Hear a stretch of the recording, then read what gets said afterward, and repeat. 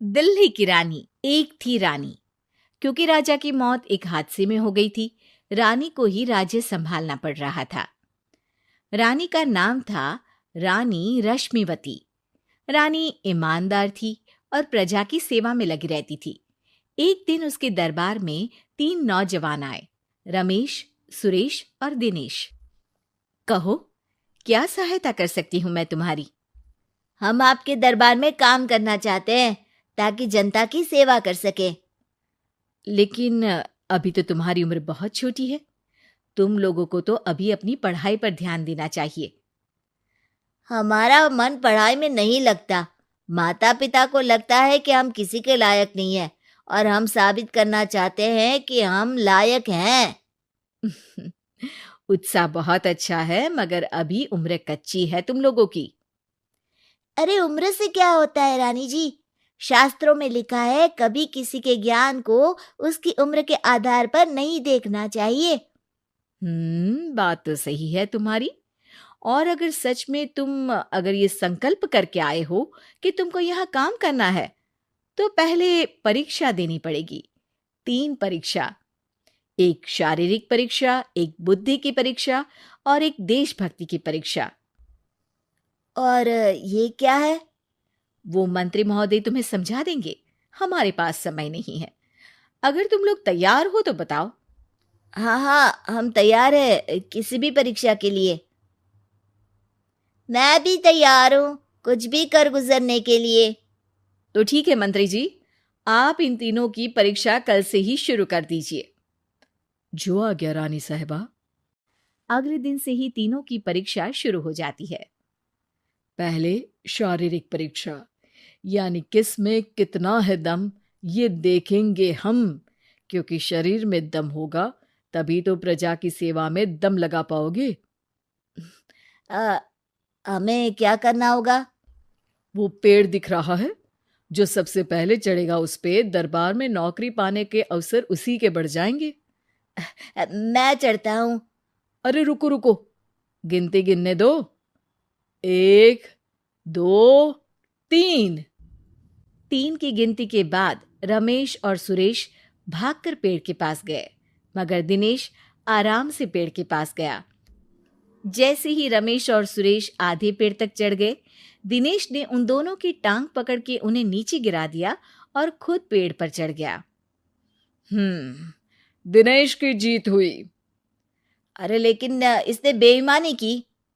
बेईमानी नहीं की, बुद्धि लगाई। शरीर के दम के साथ दिमाग में भी दम होना चाहिए। क्यों मंत्री जी? हाँ हाँ, बात तो तुम्हारी सही है, लेकिन बात अगर बुद्धि की है तो बुद्धि की असली परीक्षा हम कल लेंगे। शाम को जाकर मंत्री रानी को सब बता देते हैं। यानी दिनेश उन सब में ज्यादा होशियार है।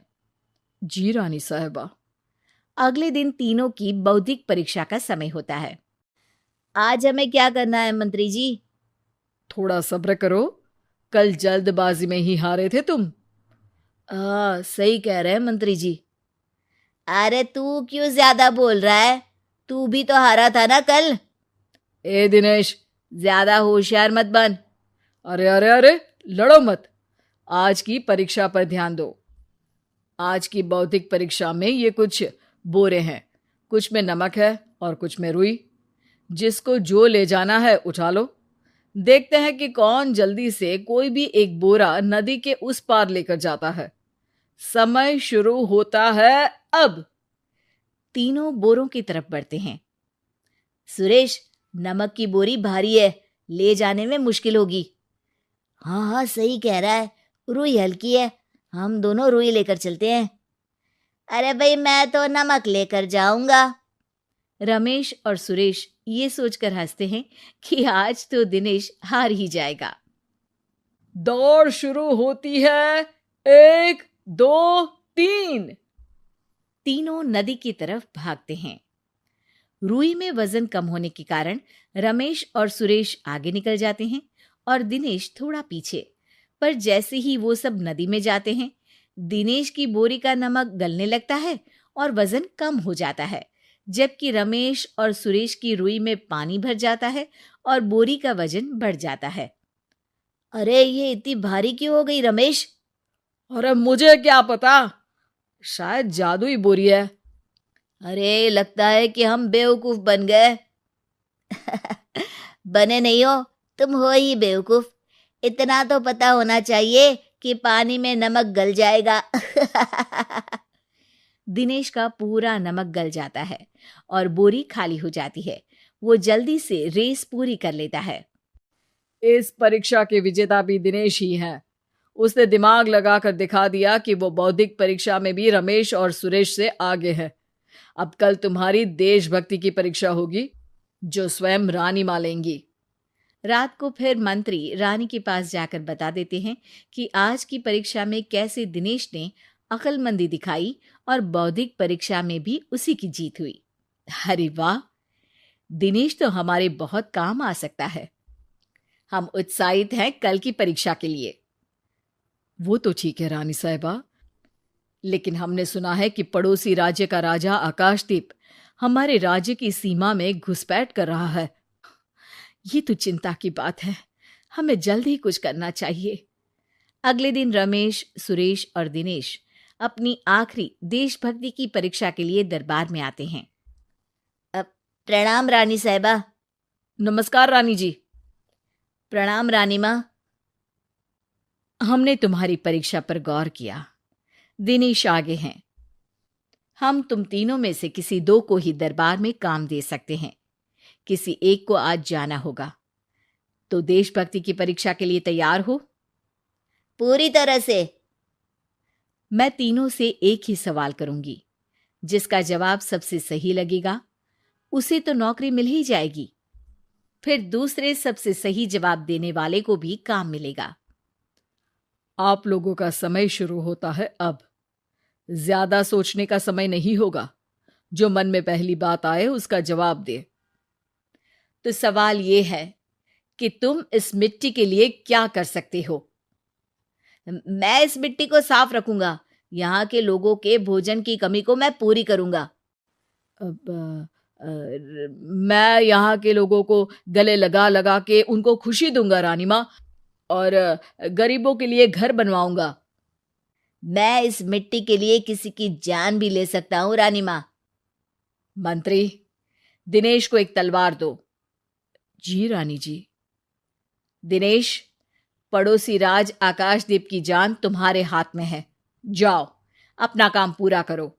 आज रात को तुम उस पर हमला करोगे जब वो सो रहा होगा। दिनेश वहां से चला जाता है। रानी माँ, ये आपने क्या किया? अभी किया नहीं है मंत्री जी। आप आकाशदीप को संदेशा भिजवाओ कि पड़ोसी देश का एक कातिल रात को उन पे हमला करेगा और दिनेश को पकड़वा दो। अरे, ये आप क्या कह रही हैं? और क्यों कर रही हैं आप ऐसा? राजा को लगेगा कि हमने उसकी मदद की, उसकी जान बचाकर। वो हमारे राज्य का पीछा छोड़ देगा और हमारा एहसानमंद हो जाएगा। और दिनेश का क्या होगा? इस राज्य को दिनेश जैसे शातिर और लड़ाकू लोगों से ज्यादा जरूरत है। ऐसे लोगों की जो लोगों को खाना खिलाने की और खुश करने की बात करे। और ये गुण सुरेश और रमेश में है। इन्हें नौकरी दे दो। दिनेश बहुत चतुराई से नौकरी हड़पना चाहता था, जिसके लिए उसने रमेश और सुरेश जैसे दोस्तों का भी नुकसान किया। पर रानी ज्यादा चतुर निकली। उसने एक तीर से दो निशाने लगाए। दिनेश जैसे खूंखार युवक को राज्य से बाहर करवा दिया और पड़ोसी राजा आकाशदीप को अपना एहसानमंद कर लिया। पूरा दरबार रानी की जय जयकार कर रहा था।